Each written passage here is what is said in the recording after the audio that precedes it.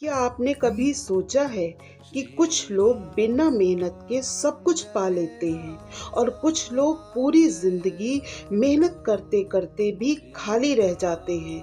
क्या ये सिर्फ किस्मत है या कुछ और सबसे बड़ा सवाल, अगर सब कुछ पहले से लिखा है तो फिर मेहनत करने का क्या मतलब? क्या भगवान ने हमारी जिंदगी पहले ही तय कर दी है? क्या हमारा दुख भी पहले से लिखा हुआ है? और क्या इस प्रारब्ध को बदला जा सकता है? आज जो सच आप सुनने वाले हैं वो आपके सोचने के तरीके को बदल देगा।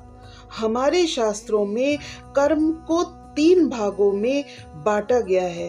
पहला होता है संचित कर्म, यानी कि पिछले जन्मों का जमा हुआ कर्म।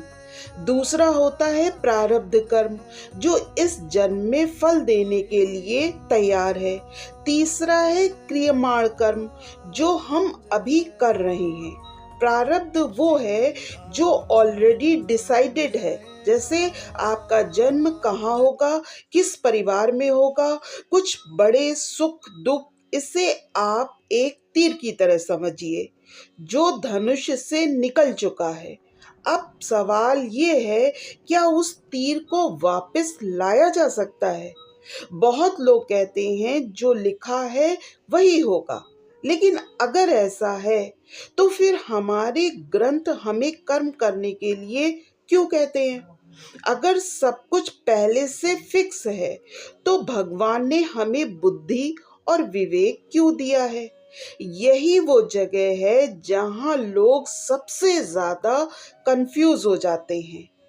सच ये है साथियों, प्रारब्ध पूरी तरह बदला नहीं जा सकता, लेकिन उसे कम, धीमा या प्रभावहीन किया जा सकता है। यही वो सीक्रेट है जो बहुत कम लोग जानते हैं। हमारे ग्रंथों और पुराणों में कई उदाहरण मिलते हैं। पहला, अजामिल की कथा, जिसने जीवन भर पाप किए, लेकिन अंत समय में नारायण नाम लेने से उसकी मुक्ति हो गई। दूसरा है मार्कंडे ऋषि, जिनकी आयु सिर्फ 16 साल थी, लेकिन भगवान शिव की भक्ति से उन्होंने मृत्यु को भी टाल दिया।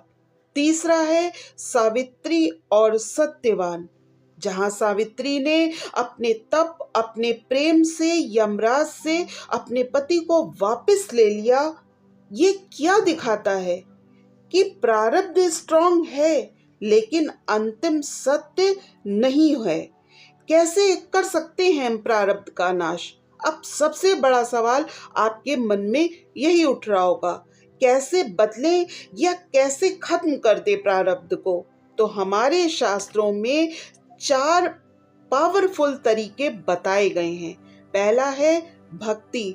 जब इंसान पूरी श्रद्धा से, पूरे समर्पण से भगवान को समर्पित हो जाता है तो उसका कर्म जलने लगता है।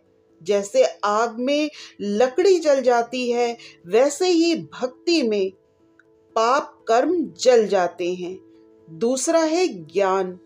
जब इंसान को ये समझ आ जाता है कि मैं शरीर नहीं हूं, मैं आत्मा हूं, तो कर्म उसे बांध नहीं पाते।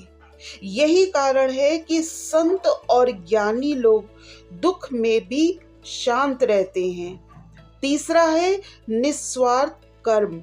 बिना फल की इच्छा के किया गया कर्म नया बंधन नहीं बनाता। इससे पुराने कर्म धीरे धीरे खत्म होने लगते हैं। चौथा है नाम, जप और साधना। सिर्फ भगवान का नाम लेने से भी कर्मों की तीव्रता कम हो सकती है। यही कारण है कलयुग में नाम जप को सबसे ज्यादा पावरफुल माना गया है। लेकिन एक बात समझ लीजिए, अगर आप सोच रहे हैं कि मैं कुछ भी करूं, बाद में भक्ति करके सब ठीक कर लूंगा, तो ये बहुत बड़ी गलती है, क्योंकि कर्म का नियम बहुत सख्त है। प्रारब्ध को पूरी तरह मिटाना मुश्किल है, लेकिन उसके दर्द को खत्म किया जा सकता है।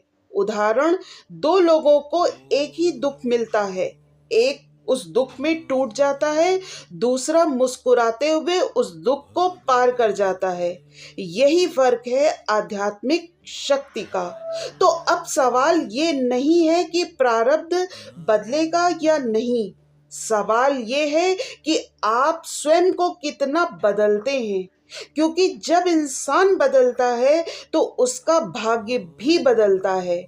अगर आपने आज ये बात समझ ली है तो आप अपने दुखों से भागना बंद कर देंगे और उन्हें बदलने की ताकत पा लेंगे। याद रखिए, प्रारब्ध आपको रोक सकता है, लेकिन आपकी आत्मा को नहीं रोक सकता। अगर आप मानते हैं कि कर्म से किस्मत बदली जा सकती है, तो कमेंट में जय श्री राम जरूर लिखिएगा और इस वीडियो को शेयर कर दीजिएगा।